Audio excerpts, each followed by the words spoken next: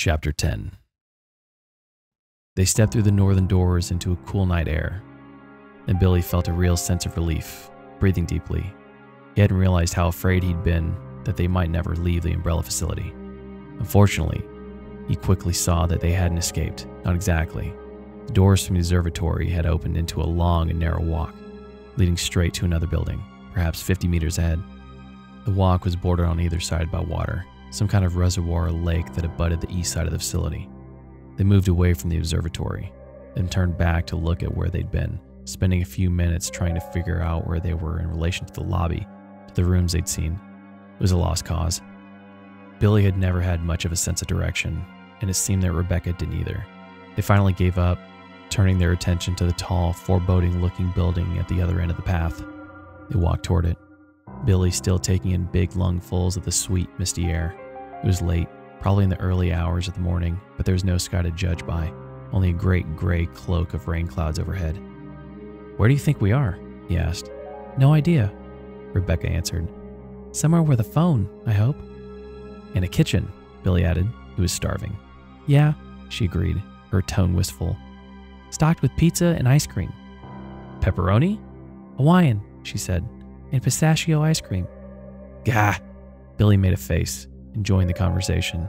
They hadn't had much time to get to know each other, though he felt kind of a bond with her, the connection he'd often felt with others during combat. "You'd probably like orange food, too."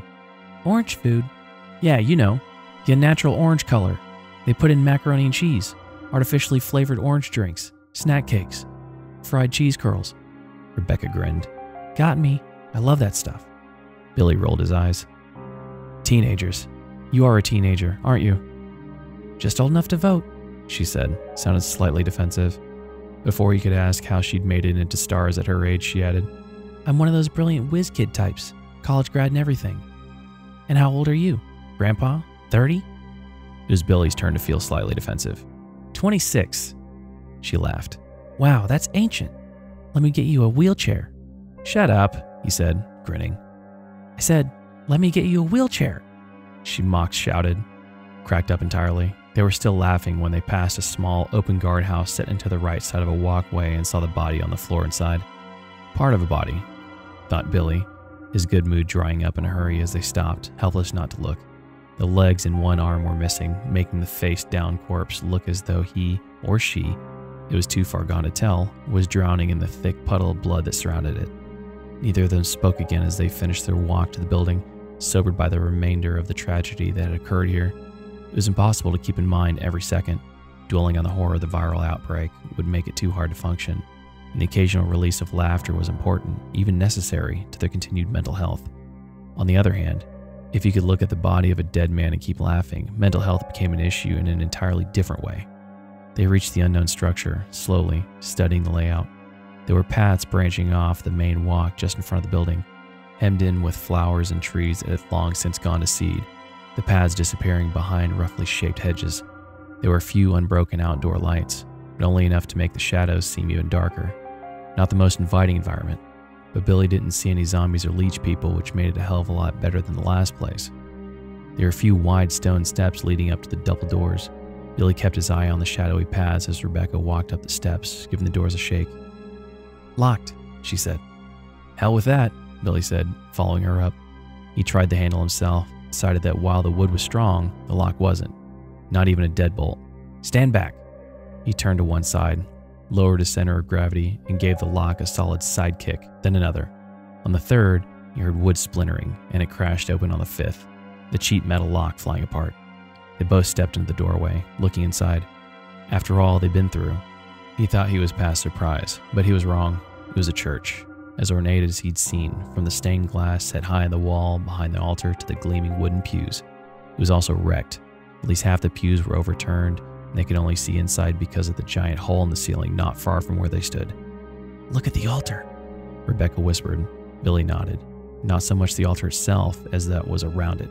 On the platform in the front of the church were hundreds of burned down candles, tipped over statues of religious icons, many of them broken or blackened with ash and great bunches of dead flowers. It was, in a word, creepy. "I'm okay with getting out of here," Billy said, raising his voice slightly when he realized that he too was whispering. "We should check out the grounds." See where some of those pads go?" Rebecca nodded, stepping back, and then something huge and black was swooping down towards them from the high, vaulted ceiling, something that emitted an incredibly high-pitched squeal that fluttered and darted and flapped giant dusty wings. Time slowed to a crawl, long enough for Billy to get a clear look at it. It was some kind of bat, but much, much bigger than any he'd ever heard of.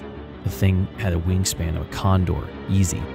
It pulled up at the last instant, flew maniacally back into the darkness overhead, but had come close enough for a wave of its rotten meat breath to wash over them. Billy pushed Rebecca back with one arm, grabbing at the broken candles of the doors with the other. He jerked them closed, wishing now that he hadn't forced them open, realizing only a second later that it didn't matter. They could hear the massive bat as it pushed its way through the hole in the roof. Could hear its giant ratty claws scrabbling at the shingles. "Go!" Billy yelled. They ran down the steps, Rebecca leading them to the right. There was more protection there, part of the pathway that skirted the building covered. It turned sharply, once, twice, the turns hidden by the overgrown bushes and plants. Rebecca was fast, but Billy kept up, more than a little motivated by the image of those leathery, fluttering wings enfolding him, those claws piercing his flesh. "There!" Rebecca slowed, pointed. To the right of the path just ahead was what looked like an elevator of all things, freestanding at the end of the church. Billy wasn't sure it was their best bet, but he could clearly hear the beat of wings overhead somewhere, the fiercely high squeal of the bat searching for prey. He followed Rebecca to the door, silently thanking God when the doors slid open to her touch. It was small, barely room for two. They shoved inside, saw it only went down. Just as well. Billy had no desire to visit the church's belfry, see if the mad bat had any other brothers or sisters. Rebecca hit the switch to close the doors. Just before they closed, a zombie staggered toward them from seemingly out of nowhere, a woman, reaching toward them with fingers that were shredded to the bone. She moaned, revealing blackened teeth, and then the doors were sliding closed, shutting out the zombie, shutting out the high-frequency screech of the infected bat.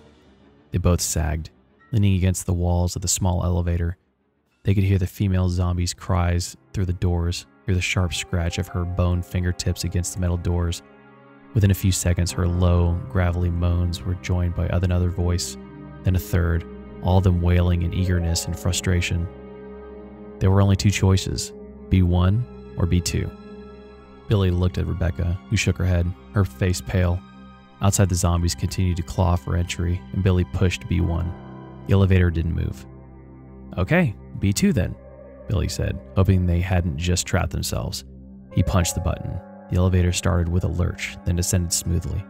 Billy edged slightly in front of Rebecca, readying the shotgun, hoping the doors weren't about to open to a horde of infected creatures, all eager for a late-night snack. The doors slid open without any sound, revealing a corridor littered with rubble, but otherwise empty. He pushed the button for B1 again, hoping for another option, but the elevator doors didn't even close. Apparently, they could either go back to the bat and the zombies, or they could explore the second basement level. Billy opted for exploration. He stepped out cautiously, Rebecca right behind. Like the training facility mansion, the decor, the architecture was refined and probably priceless. The floor was marble, chipped but still polished with a high sheen. The hall lined with handsome support pillars, the entries high and arched. To the left was a stairwell that led up, choked with broken rock and shattered drywall. There was another door on the left up ahead, just before the corridor turned sharply to the right.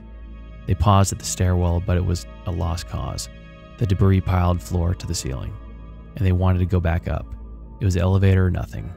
Though, at the moment, Billy did not want to go back up. It seemed like the constant barrage of disgusting, dangerous, frightening creatures would never end. And he was more than ready for a break. "All those in favor of no more monsters?" he said softly. "Aye," Rebecca answered. Her tone was just as soft. She shot him a smile, but it looked strained. They started forward, boots crunching as they waded through the rubble. Rebecca stayed at the first door as Billy quickly checked the rest of the corridor. There was one other obvious door, set with a combination lock, and a third possible door. Billy wasn't sure. It looked very much like the corridor, simply dead-ended in a blue wall, and there was an elaborate shrine set up there. Twin statues bookended, a profiled relief of someone who looked very much like James Marcus. There was no keyhole, but beneath the bust was an empty depression the size of a child's fist, as though it were missing a piece. Lovely. 2 more puzzle locks, Billy thought sourly, walking back to Rebecca. What is it with these people? If they needed to be so goddamn clever, Why couldn't they just stick to crossword puzzles? Thankfully, the first door was unlocked. They stepped inside, finding themselves in another shabbily elegant room, this one lined with bookshelves. A stained oriental rug lay on the floor with the room's first section. The room itself was vaguely U-shaped. There were several lamps on, making it the brightest room they'd been in all night. And besides the shelves, there were several low tables and a small desk with an antique typewriter. Billy walked to the nearest desk, picked up a scrap of paper. Trouble is unlikely, but I've taken precautions, he read. To hide a leaf, put it in the forest. To hide a key, make it look like a leaf. Gee, that clears things up, Rebecca said, and Billy nodded. Again, what is it with these people? Rebecca looked at the shelves over while Billy walked the room, noting a large hole in the ceiling around the corner from the door. It was high, but using one of the tables. Most of those are biology, Rebecca called. Mammalian, insectile, amphibian. Come look at this, Billy called back, and she stepped around the corner. Billy grabbed the nearest table, pushing it under the hole. He still wouldn't be able to reach. I could go up, Rebecca said.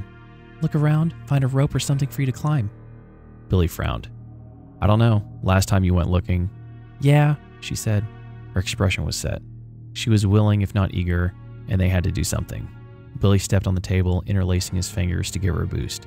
She climbed up from him, put her right boot in his hands, one hand on his shoulder. As before, she was light as a feather. Billy could probably bench press two of her without much trouble. He pushed her up easily, Rebecca disappearing from sight as he crawled through. A second later, she was back at the hole. Seems clear, but it's dark, she said. Looks like a lab room. A lot of shelves, a couple of desks. Let me see what I can find. She disappeared again. Billy waited, staring up at the hole, reminding himself that she knew how to handle herself. She'd already proven herself stronger and more capable than any number of seasoned soldiers he'd known. And if there was trouble, she could just hop back down, nothing to worry about. Rebecca let out a short, sharp scream and Billy's blood went cold. Rebecca! He shouted, his gaze fixed helplessly at the dark hole overhead.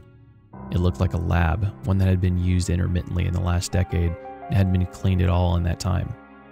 There was thick dust on the floor and shelves, but things had been moved at some point, leaving signs. Tracks behind chairs, fingerprints on specimen bottles. Rebecca took a quick look at her immediate surroundings, then leaned back over the hole. Billy's expression was tense, expectant. Seems clear, but it's dark. Looks like a lab room. A lot of shelves, a couple of desks. Let me see what I can find. She turned, surveyed the room again, and realized that it was bigger than she thought. Part of it was hidden behind a large shelf that bisected the area. She wouldn't have noticed it not for the faint, pale bluish light that seemed to be emanating from the hidden section. Holding her 9mm, she stepped around the corner and yelped, almost firing at the glowing, floating monster in front of her before she realized it wasn't alive. Rebecca! I'm okay, she called back and staring at the bizarre creature. Got a surprise is all. Hang on. She stepped closer to the human-sized specimen tube, filled with clear liquid lit from the inside. There were actually 4 of them all in a row, each containing a slightly different horror than the one before. The things inside had been human once, but they had been surgically altered and almost certainly infected with T-virus. She tried to think of some description to give Billy, but they defied description. Grossly misshapen limbs hung from muscular patchwork bodies, and nearly unrecognizable faces wearing bizarre expressions of anguish and bloodlust. They were horrifying. Past the rows of humanoid monstrosities was a specimen case filled with much smaller tubes. Rebecca leaned in, saw that each tube had a dead leech inside.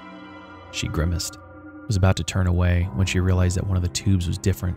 The leech inside was not a leech. She pushed the dusty glass door aside and pulled out the anomalous tube, holding it up to the faint light. The tube's cap was glued or soldered shut, and the thing inside was leech-shaped, but it was sculpted or carved in a deep cobalt blue. Why would anyone make a fake leech and then put it... She blinked, remembering the piece of paper Billy had read from. To hide a leaf, put it in the forest. To hide a key... Rebecca walked back to the hole, held the tube out for Billy to see. Think I found the leaf key, she said, and tossed it down. Or I guess I should say leech key. Billy caught it neatly, peered at it. Pretty sure it'll fit in one of those doors, he said. Come back down, we can go check. The cap won't come off, she started. Stopped as Billy dropped the tube on the floor next to the table. He grinned up at her, then jumped down, stomping the tube with the heel of his boot. Glass crinkled and crunched, and a second later, he was holding the carving up. Not a problem, he said. Come on. She chewed at her lip, looking around the table. There were file cabinets, papers laying around. You go check. I'm gonna go see if I can find another map. Billy frowned. You sure? Afraid to go by yourself? She called, smiling slightly. Frankly, yes, he said, but slightly back. Okay, I'll be back in a minute. Don't wander too far, all right? If you need anything, give me a call. Rebecca tapped her radio. No sweat. He gazed up her another moment, then turned and walked away. Rebecca looked around the lab once more, focusing on the larger of the two desks in the room. Okay, Marcus, let's see if you left anything useful, she said, and moved to the desk, unaware that she was being watched very, very closely as she picked up a sheaf of papers and started to read.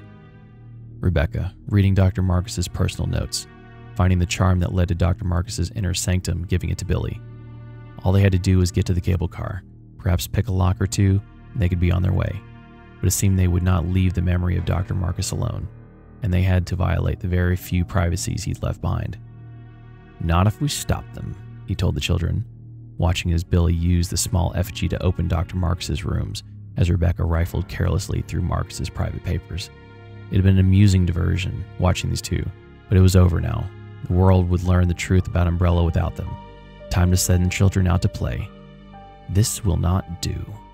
He clenched his fists, furious. The children tried to soothe him, crawled across his shoulders, but he brushed them away, ignored their attempts. End of chapter 10.